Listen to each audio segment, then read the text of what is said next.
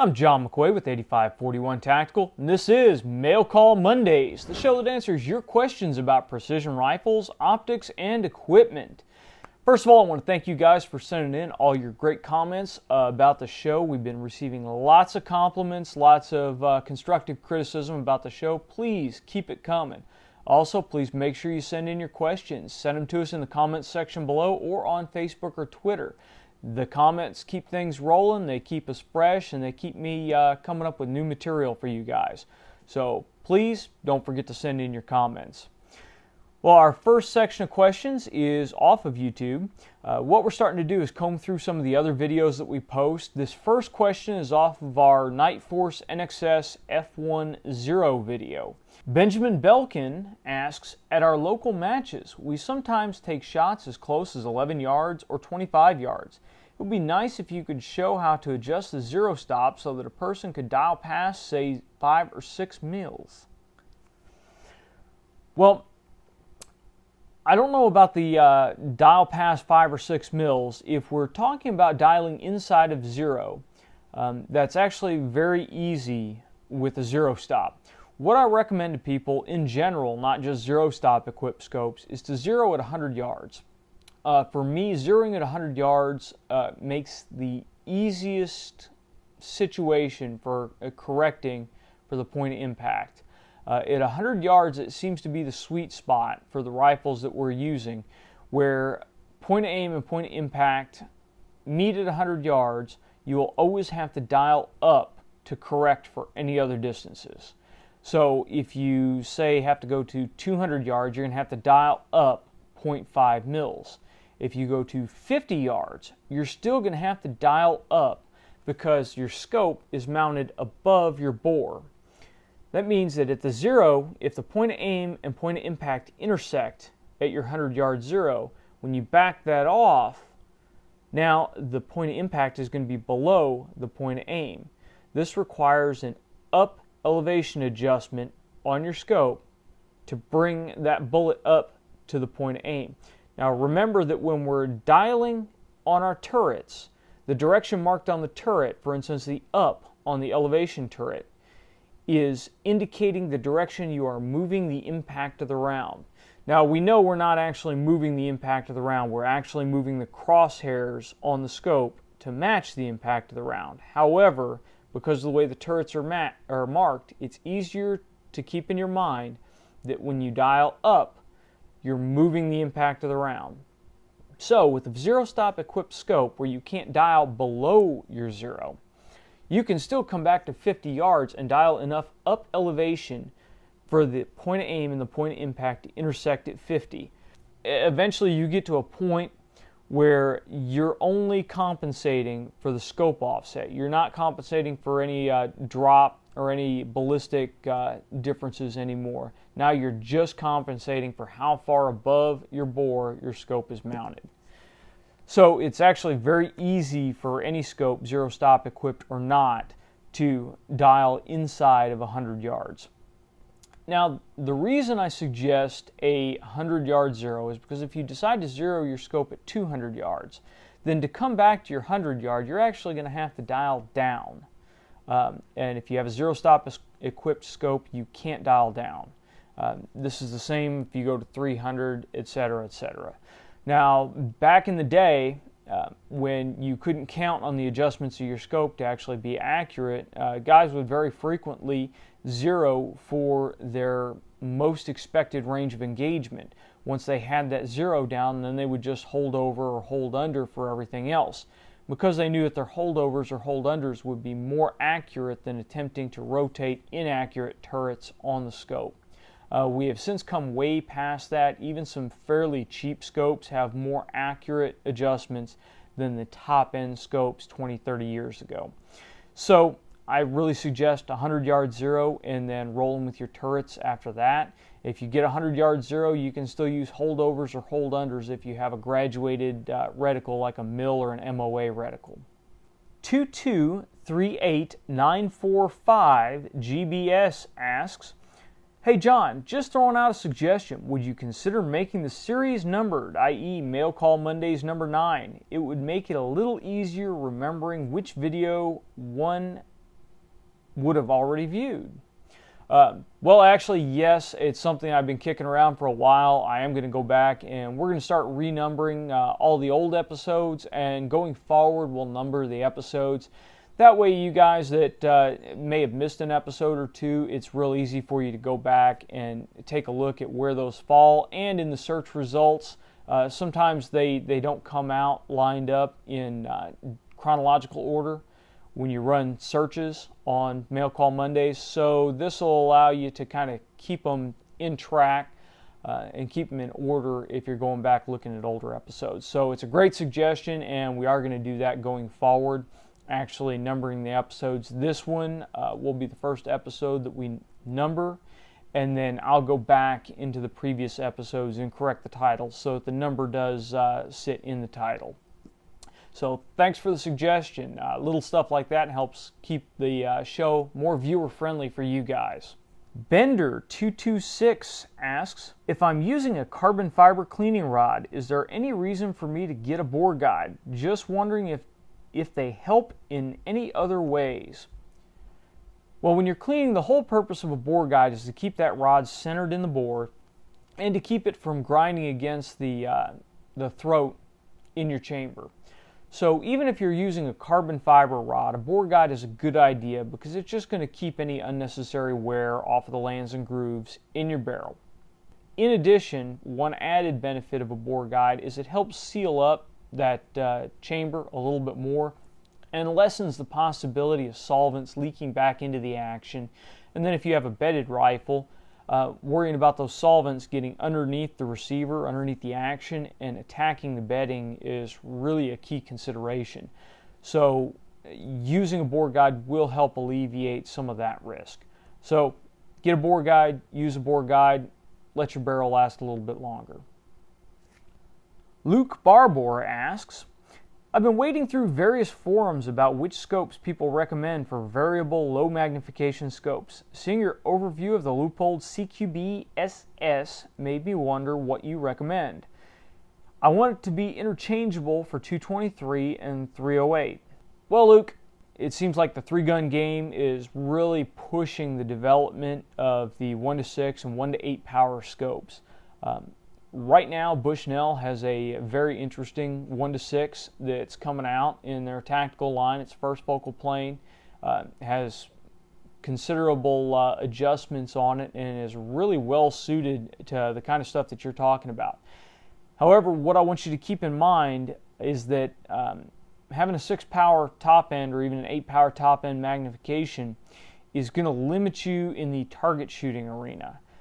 It's great for hunting, even hunting man-sized targets. 6 to 8 power is not going to limit you inside a 600-yard engagement envelope.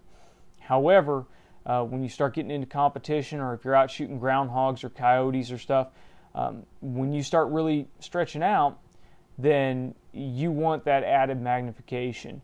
I just recently went through a designated marksman rifle 2-day course with the 1.1 to 8 power CQB SS, and he got the job done. I found that when I was really trying to get those precise shots, and I'm talking about minute angle shots, that the 8 power plus the reticle design on the scope started to limit things. So bear that in mind. I think for hunting, if you're shooting deer-sized game, then a 6 to 8 power is going to be fine for you as long as you're paying attention. But take a look at the Bushnell tactical line. They've got some interesting scopes out there. SWFA also has some new low magnification variable scopes to take a look at. You didn't mention a price range, so you can even go up and take a look at the Schmidt & Bender short dot. The price ranges vary just like they do for any other scope. So pick a price range that you're trying to stick to and then take a look at some of those options out there. But definitely check out Bushnell, SWFA, the new Leupold. They also have one in their VX Patrol rifle lineup. And then on the top end, the Schmidt & Benders. Nathan on Facebook asks, what's your opinion on lapping scope rings? Do you think it's necessary for high quality rings such as Seekins or Badger? Thanks. If any of you guys have been following the budget precision build, you'll know that when we went through that build, we concentrated on bedding the scope base to the top of the rifle. If you use a high quality scope base such as a Badger, Seekins, or on the low end a Weaver, then you bed it to the top of the rifle, you can be sure that that scope base is going to be true. Then using high-end rings like Badger or Seekins rings, and you put them on there, the rings are going to be machined to a higher degree of quality than just about anything else. So you can be fairly certain that they're going to be true and they're not going to put any undue stresses on your scope. The problem that I see with lapping rings is that when the rings come from the factory, they have some type of finish on them. Either they have an anodized finish, or they have a parkerized finish or a blued finish, but something to protect the base metal from the elements. When you lap the rings, you're then wearing away that protective finish. Once you've removed the protective finish, there's nothing in there to prevent water from oxidizing that base metal. In the case of aluminum, you'll get aluminum oxide buildup. In the case of steel, you'll get rust. Even though you have a nice tight fit of the scope to the rings, water will still get in there. Believe it or not, water will wick into just about any surface it can get into, any crack or crevice. So I don't recommend lapping rings if you can avoid it. I'd more recommend bedding the base. An additional benefit is when you bed the base to the rifle, if you have 3 or 4 rifles and you're bedding the base on each one, then that base is going to be as true as the base can possibly be. Now, when you mount the rings and mount the scope in the rings, they'll be consistent across the different rifles if you decide to take that scope from one rifle and mount it to another rifle. If you just torque a base down to a rifle and then you mount the rings on that rifle and then lap the rings, those rings are now specifically tailored to that base and receiver combination. If you take that scope off and mount it on another system, you're then going to either have to relap the rings to make sure that the misalignment on that system is taken care of, or you're going to go back to having stresses applied to the rings when you torque them down. Now, I always have to qualify any of my comments with doesn't matter in the real world. And it's going to depend. It's going to depend on what you're mounting it on, what the base you're using, and how far out of spec that receiver may be. The tops of the receivers on most production rifles are not precision machined. There are variances in there that can throw you off just a little bit or cause a little bit of warping in the base. Now the question arises, does that little bit of offset, that little bit of variance, if you torque down a quality scope in those rings, is it going to matter? More than likely not. It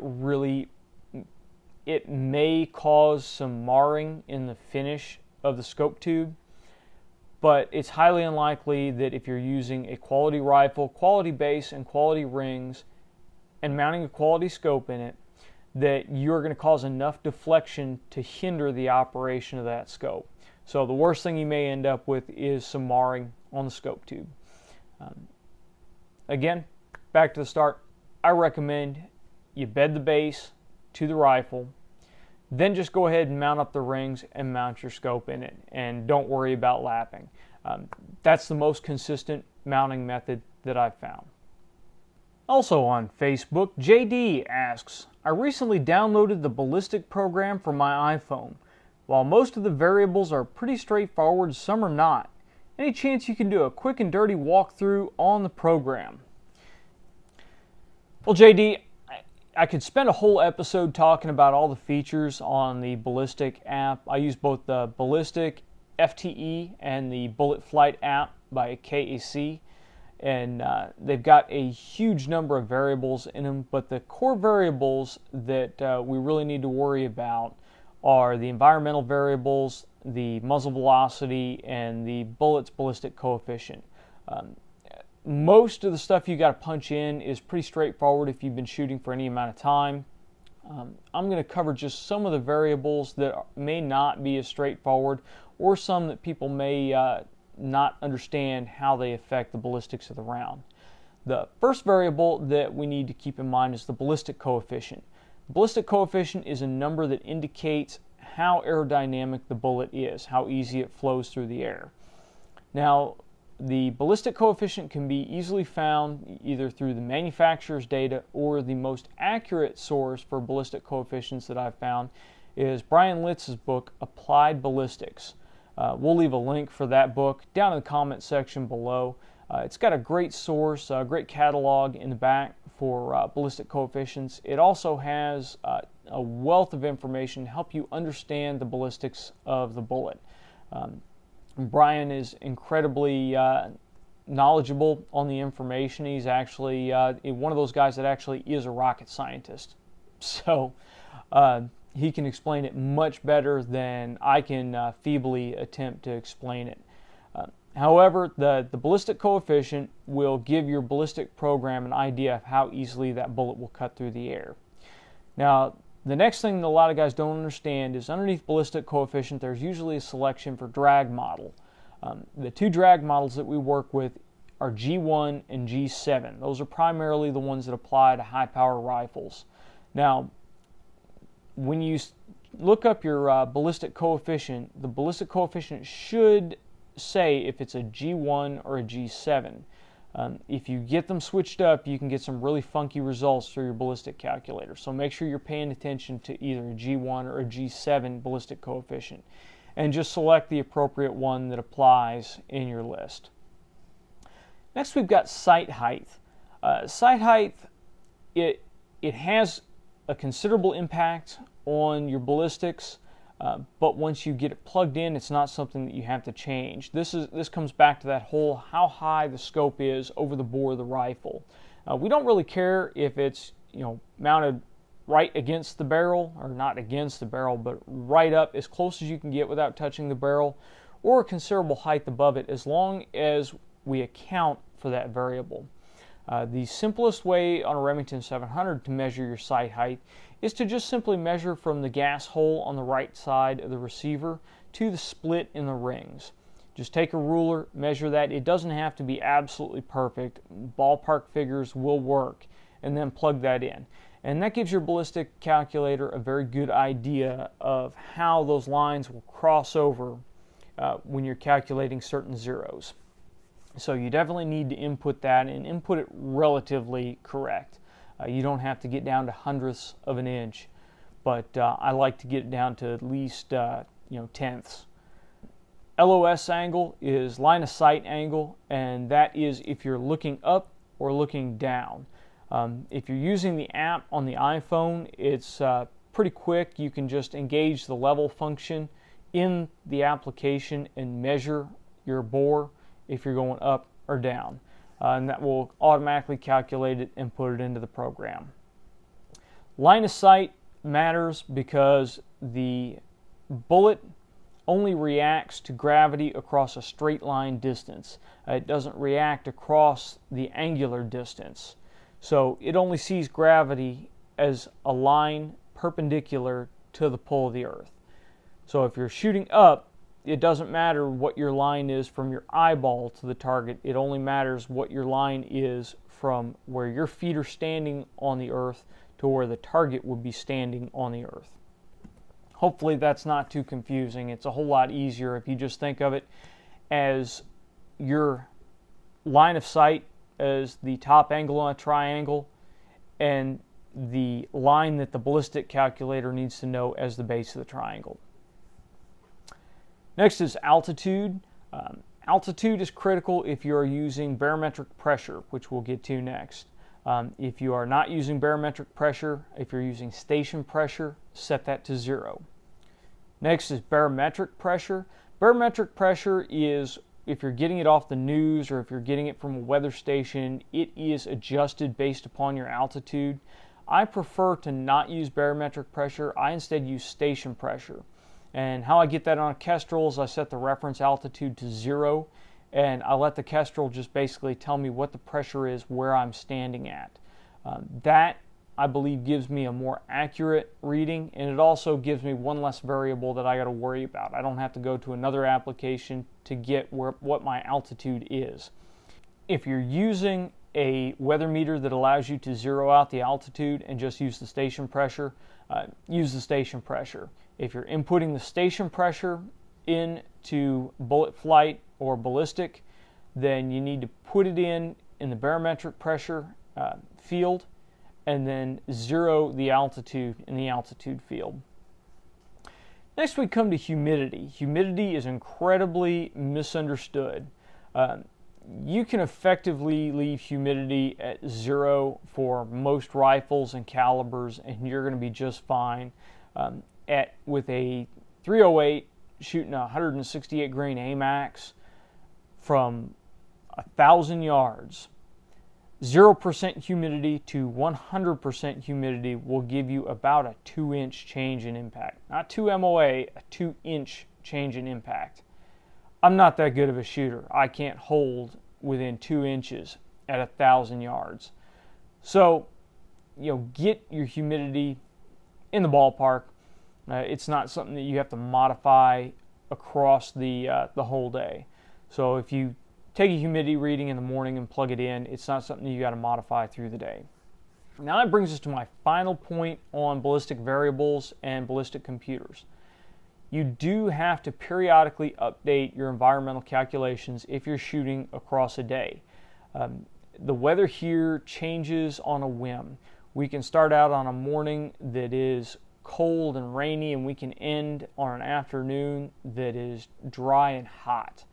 So make sure that if you feel a distinct change in the weather that you're adjusting it, or if you take a break, get some water, have a snack, take that time to punch in the new ballistic variables before you start shooting again in the afternoon.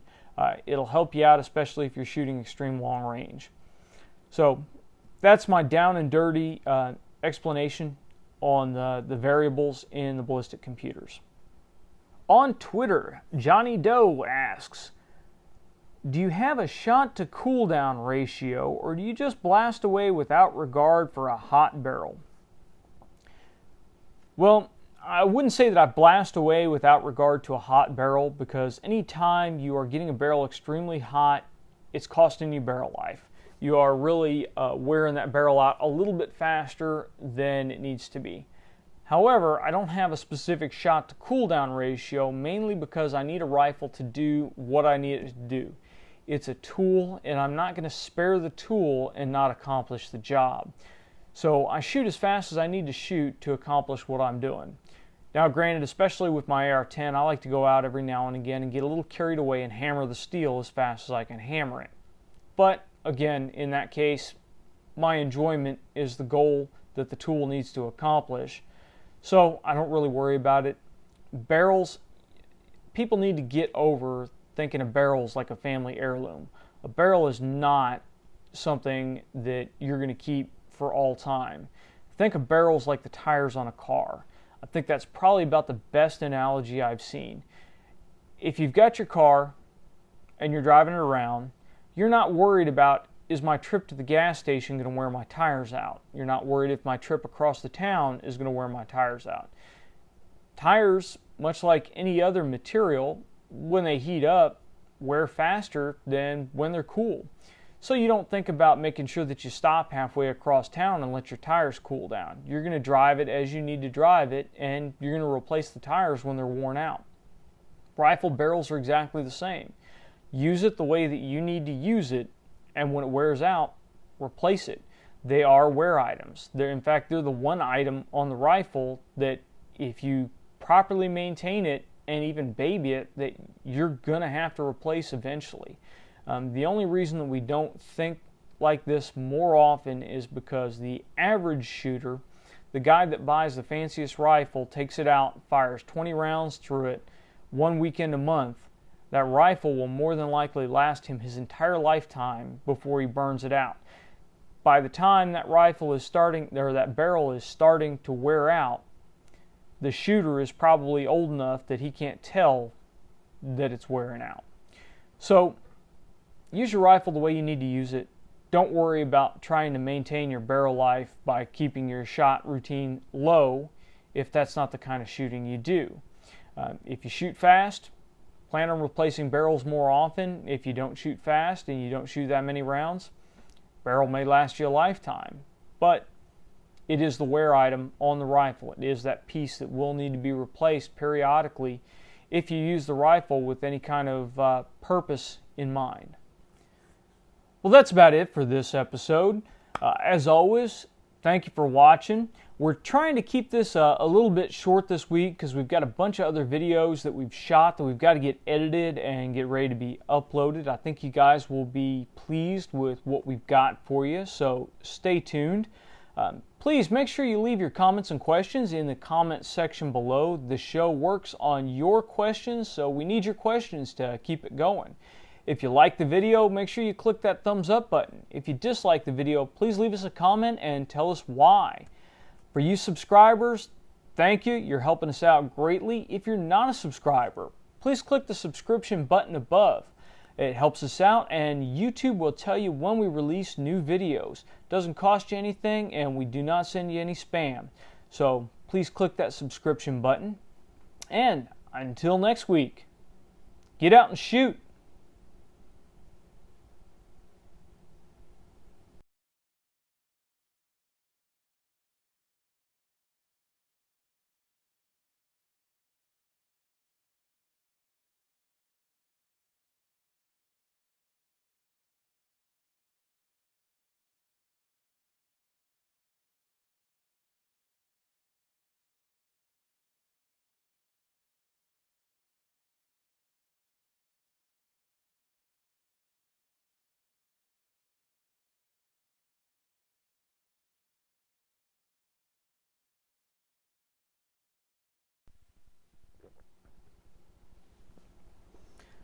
Still there? Every week you guys are dragging this thing out longer and longer. Alright, since you decided to stick around, if you're on our Facebook page and you've liked us, which I highly suggest you do, then you might have seen that we just got a new Contour Roam camera in. The guys at Contour sent this over to us. We're going to take a look at this and see how it compares to the GoPro Hero 2 that we're currently using. I think this is going to be a great option to mount on the forend of a rifle and have it a little bit more streamlined package than the GoPro. The GoPro hangs out to the side a little bit, and I'm kind of worried that during a match, if we're running or gunning hard, that we may hook that thing and break it off. So we've got this. We also got a mount in from Strike Mark that actually works with the GoPro Hero and allows us to attach it to a Picatinny rail. And we're going to get that thing out and give it a run and see if it works. I'm sure it will work considerably better than what we're doing now with just the GoPro mount stuck on the side of the rifle forearm. It doesn't work real well on the Viper skins because if you bump it from the wrong angle, it'll just peel that mount right off. Since the Viper skins have an ability to mount a Picatinny rail on the side of it, then the Strike Mark mount will be perfect for that. We can attach the GoPro a little bit more securely to the side of the rail, and securely tends to be important when you're mounting a $250 to $300 camera on the side of a rifle. So we'll let you guys know how well that works. I'm hoping to do a separate review video on that, or possibly roll it in with the actual GoPro extended review video. So let me know what you guys think. Always happy to hear the input from you. Also, on your comments on our videos, we're getting to the point now that we get so many of them, I may not be able to respond to each and every one, but trust me, I am reading them all, so please keep that in mind. Also, when you send us questions on the show, please make sure that you've watched the previous episodes. We're starting to get a lot of repeat questions, so just do me a favor and go through and watch the previous episodes and then hit us up with your question. Thank you. And you guys have a great week.